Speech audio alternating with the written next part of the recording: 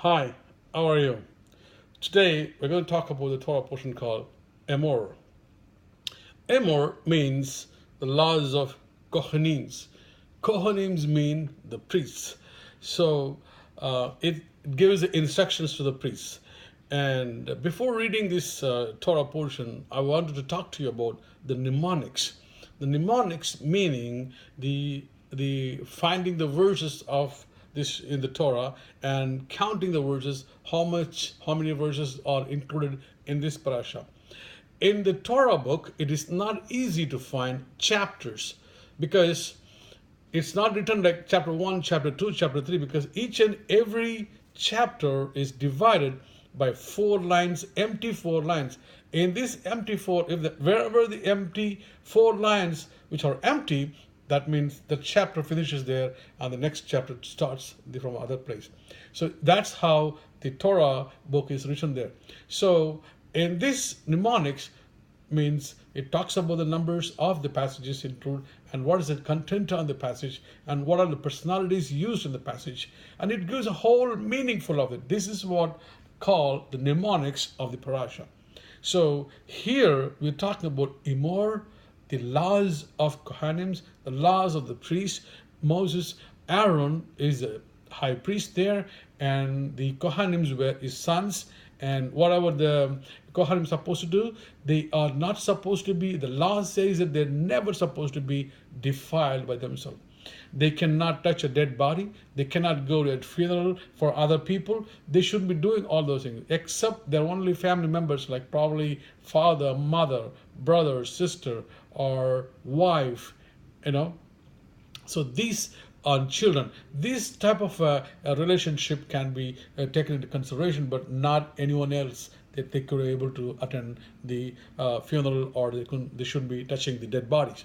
They get defiled. So if these people are getting defiled, if they find someone is defiled, in order to give them the not the punishments like that, correct them something, they have to take them outside. They shouldn't be bringing them into the temple. But in order to give these orders to their subordinates, Aaron's sons should go to Aaron and get the permission and come back, because Aaron was love and peace. Is composed of completely total loving person. If there is anything happen in his members, to his members, he reaches to them personally, talk to them, bring them back to the tabernacle or worshiping place. Totally, the parasha talks about 124 words. How this 124 words comes in, it is very interesting in the Jewish culture that they read the Psalms, book of Psalms, according to their age. For example, if the baby is infant, they read the chapter 1 for the baby for 1 year. So if the baby is 1 year old, they read the chapter 2 for 1 year. According to the age, the Psalms were read. Suppose if a person is 13 years old, the person will read chapter 14 of Psalms for the 1 year. If the person is 15 years, she or he will read 16th Psalm for 1 year. Same way, 35 person, if age is 35, he reads the 36. If age is 45, he reads the 46. It's fantastic to know about this one. It's beautiful to know about this one. How the habits that they develop in that one. According to the age, they read the book of Psalms. Likewise here, 124 verses are there in this parasha, meaning Aaron lived for 123 years. In this 123 years, that's why the parasha is called 124 verses in this book. So now, Aaron was a completely total pack of love and peaceful person. Aaron's children should go to Aaron to get the orders to go and back to the other Kohanims to delegate those orders. What that means? That means any correction or any judgment should come only from the love, the source of love. Where is the source of love? That is only one thing can come and correct us, can come and judge us. Basically meaning God is the one for us to correct, because God is love. He can only the one person who can judge and who can give the orders to us, authority and power to go and correct us. Folks, has a lot of meaning to this one. Isn't it wonderful? Only one who loves you can only correct you. Natural. If they don't love you, they will never correct you. They will never go. I also told last time in my other, parasha or in other Torah too, because people talk behind you. People talk, so many bad about you. They don't love you, and they don't have anything to tell you anything. They don't have any reason to talk anything like that. Bible says that the only person can do this one. If a person loves you, he has all the authority and power to come and correct you and put you in the right track. And that belongs to God. Unbelievable. Aaron was the same way, high priest. He was doing the same thing. Aaron's children would go. Now, Aaron's children were died. Moses calls the two people that he calls to go and take the bodies of the Aaron's children. They are the two kids Moses called. They were Mishael or El Safim. These two kids were the children of Uzziel. If you read Leviticus chapter 10 verses 4 from her, you know who is Uzziel. Uzziel was the uncle of these Aaron's children.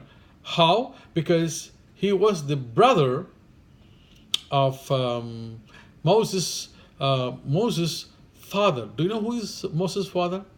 What is his name? His name is Amram. So Moses' father was Amram. So Amram's brother was Uzziel, and his children were these Mishaim and El-Safim. Moses tells them to go and clear these two bodies of Aaron's children.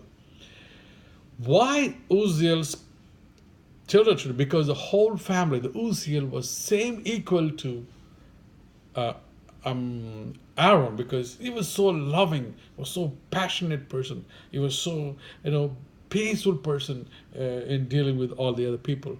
So Moses told these two, Mishael and El-Zafim, to go and clear the two bodies of Aaron's children, because they are the family members. They can go and touch. They might not become defiled. So what I'm saying is here, when you read this Emor is the laws of Kohanims, and Kohanims should not be getting defiled. And if they defile, they have to follow certain procedures. In order to communicate that authority and power, first they have to inform Aaron. Aaron should give what type of delegation should be done, and then these Kohanims will go and tell to whoever defiled, and then act according to that one. The same way, folks, if we are here, our loving God is always watching us. He's always correcting us. He's the one who has a full authority for us to be corrected. He has the full authority, to us to be, put in the right track, the right path. So we cannot judge, we cannot say something, or we cannot go and delegate somebody or condemn somebody, because the Bible says very clearly, the one who loves you, it has to come from them all the judgment and any condemnation or anything. Only it has to come from the person one who loves you. God is love, So this parasha, this Emor, has been read for 7 weeks, folks. This Emor parasha has been read from the Passover to, basically right now we are reading the Emor, from Passover to the Shavuot. 7 weeks. 7 weeks, 49th day. What comes after 49 is 50. What is 50? 50 is a Pentecostal day. That's called Shavuot. Remember, the first Pentecostal experience was given only to the Jewish people, no one else. They were the first Pentecostal people to experience the Pentecostal. And this Pentecost means 50. It's not Pentecostal when the Spirit came down. Pentecost means it's 50th day. That's where the day. So This parasha or this Torah has been read all these days from 7 weeks, and which prepares any person to become more love and more passion, and it makes the people from blemish to pleasure, from a person from death to life. It makes you, it converts you, transforms you to become a person like Aaron, like Uzziel, like Moses, loving like God Himself, loving, compassion, and passion packed person. Emor, meaning laws of Kohanim. Folks, stay tuned. I'll come back with much more information about the Emor, the parasha. Until then, Shabbat Shalom. Have a great, peaceful week. Bye.